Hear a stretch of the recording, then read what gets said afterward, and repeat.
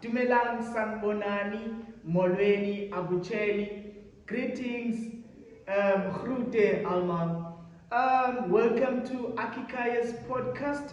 It's your host here, Atenkosi Pongoza. So today we have our special guests from Gqeberha High Schools. This is Miss Unabo and Miss Sisipo here. Let's give a round of applause for them. They look beautiful, aren't they? They're so very enthusiastic. So today in our podcast, this is episode 302. So please at home, please do react, like, subscribe, and share the video. So in our episode today, we will be discussing actually about the preparation for Mobile Learning Week 2025, which is a global UNESCO initiative that celebrates innovation in education. So basically we have three aspects today that we'll be focusing on, which is mobile learning, digital learning, and UNESCO. Ninjani? We're good, and how are you? Very well, very well. It's good to hear you guys, to have you guys in our podcast. Thank you for inviting us. So, as for our aspects of the day, for you, what is your take on mobile learning? Okay, let me define the term.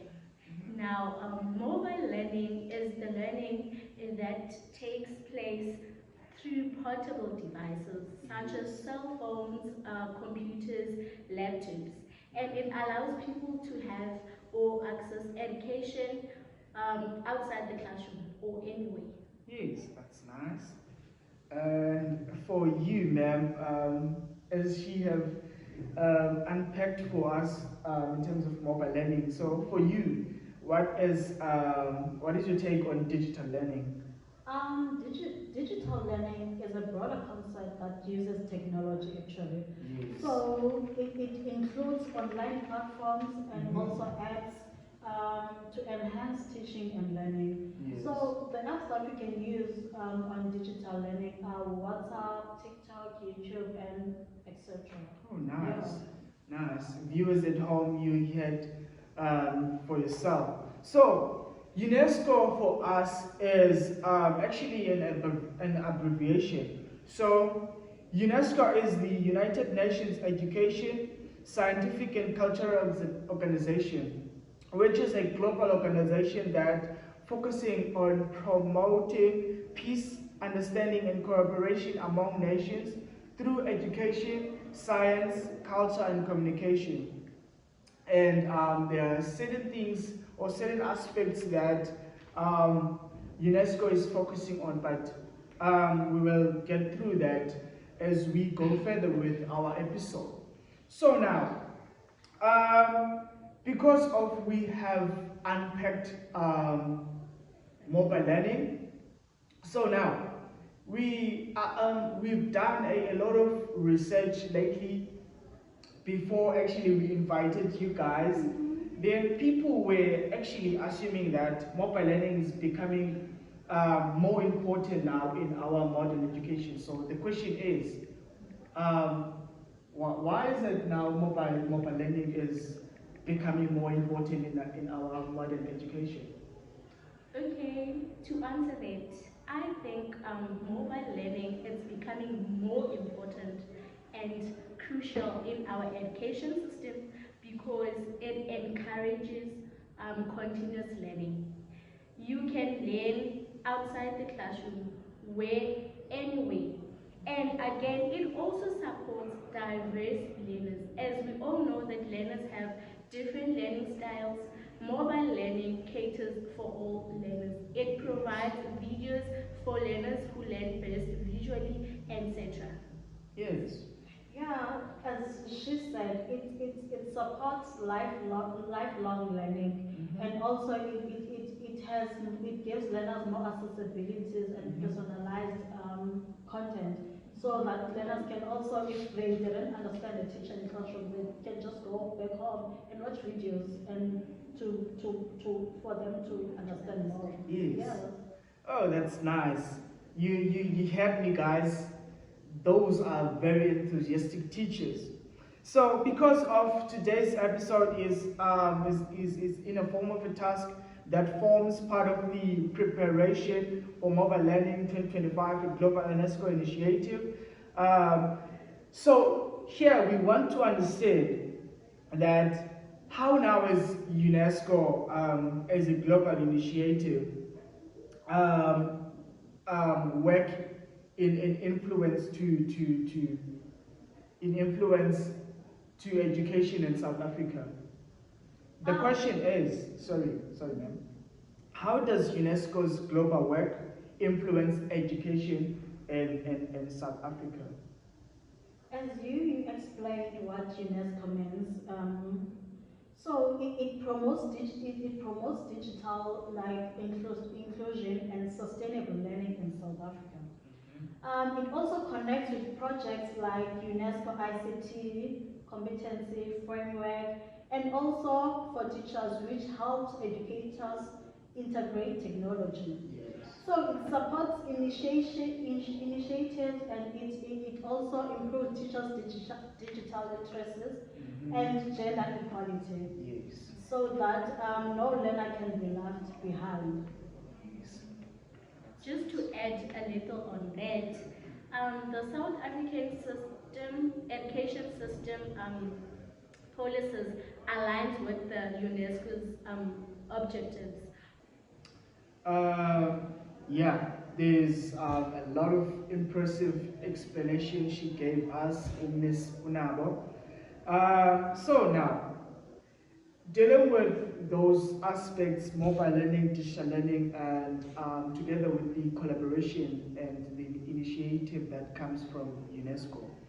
Then now, we have done a lot of research now looking at your work as teachers. Now the question is here, what are the challenges you teachers face when integrating technology and mobile devices into the classroom?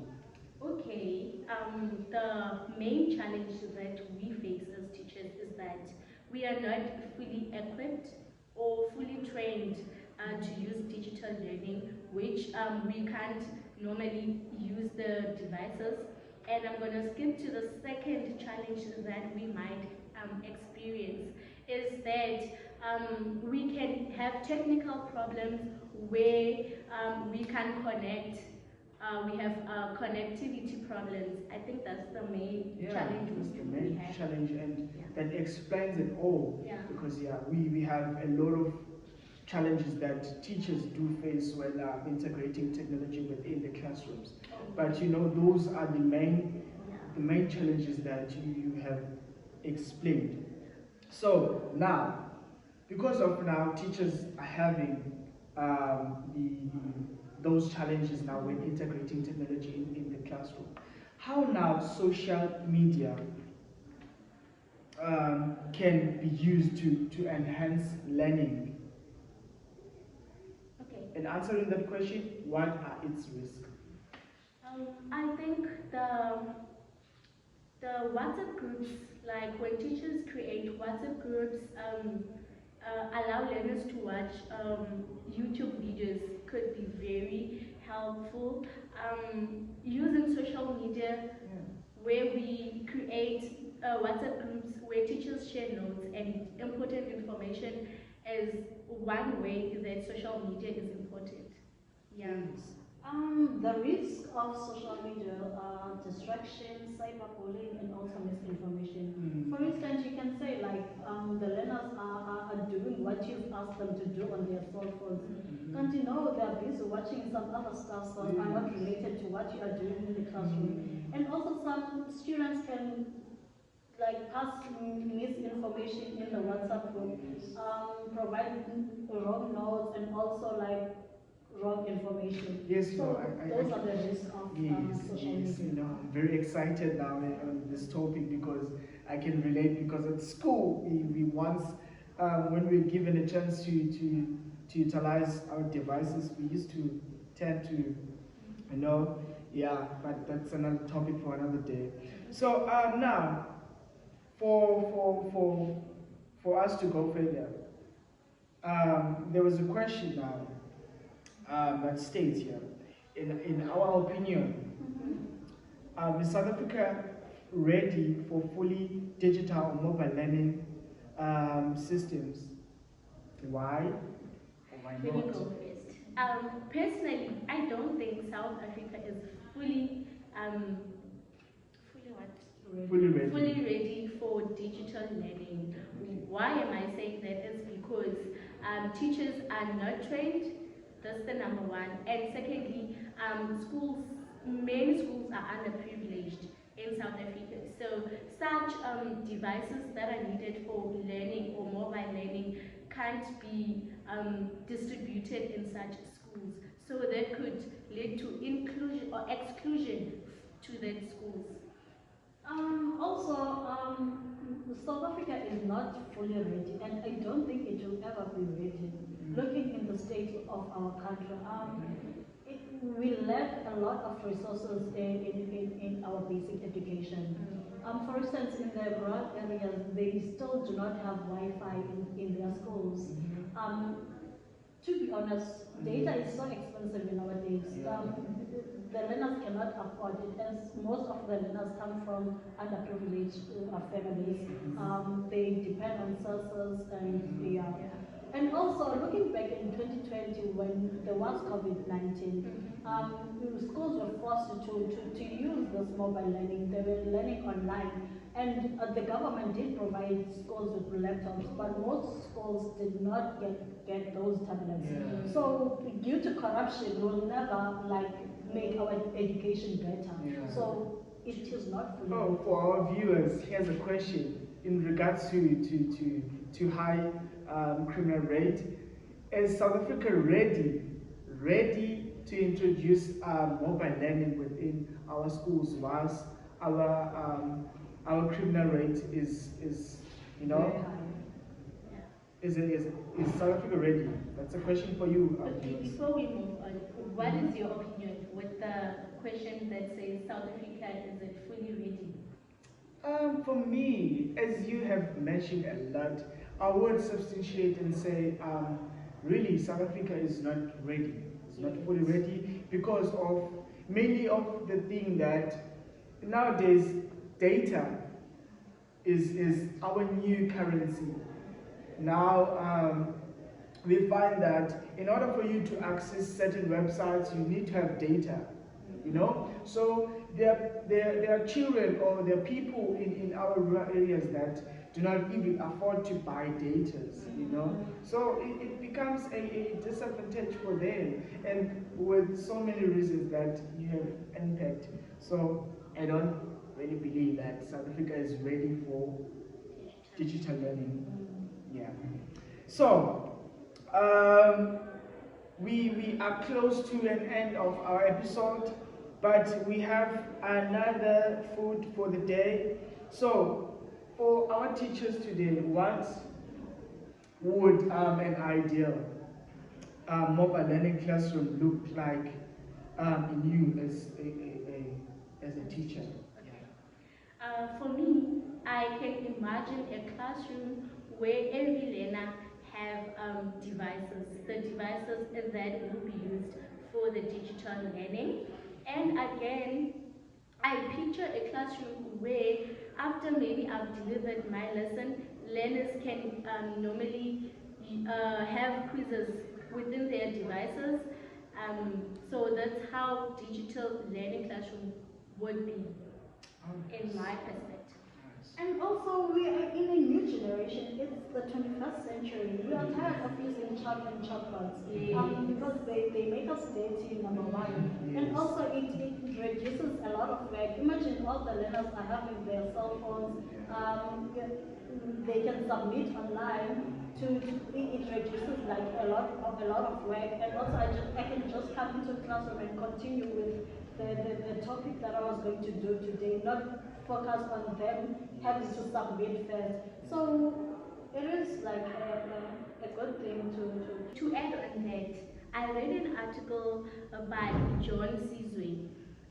he's saying learners enjoy learning when they have videos, when videos are utilized. So just to add on that, I think my classroom would be better if every learner have the devices and maybe videos are being used and all that, just to keep my learners entertained and focused. Yes, and that does add up with the theory that you are using as teachers, which is Cobb's experiential learning style, which says that learners do learn in different ways, Yeah. So there has to be a way that integrates with learners in enabling them, to understand the content better than teaching them using chalkboard. Yeah, that's it. That's nice to have such open-minded teachers with us today. So, how can you teachers ensure that mobile learning remains inclusive, accessible, and meaningful to learners? I think we can do that by designing lessons that do not rely on expensive data. And also that they don't need fancy devices. For instance, back in high school, my life science teacher would come up with a laptop and he would put up a projector, then project a video. We were doing sexual reproduction. He wanted us like to understand it more, to have a picture of what he was talking about. And that made us like understand sexual reproduction more. So by doing that, you can make the content more meaningful and also accessible. To get in the inclusive side, I think making sure that every learner have the devices, making sure that the content is like it's accessible within the devices. I think that makes it more inclusive where every learner have, because we know we might like not learners can afford to buy these devices. So making sure that every learner has devices, making sure that the content is accessible so that they can get more information could make it inclusive. Yeah, which is meaningful. To add a little bit, to make it more meaningful, we should encourage like learners to come up with a reflection and also to ask them what they have learned so that we cannot make more of the lesson more of a content-based lesson. Also be interactive so that you can see what they were learning, they were not just watching the videos, they were not just having fun and entertained. Yeah. Yes, so it's that time, guys. We have finally came to an end of our podcast today. Oh, I meant to say our episode for today. Sorry for that. So actually, we are looking at the comments of our viewers today. Here's a question for you, teachers, for us to conclude. They are saying that we want to. I think those are parents. We want to ensure that our children are in safe hands. What is this? How is it? Oh, they need you to reflect with depth insights and connecting mobile learning and UNESCO's goals to real classroom or societal context in South Africa.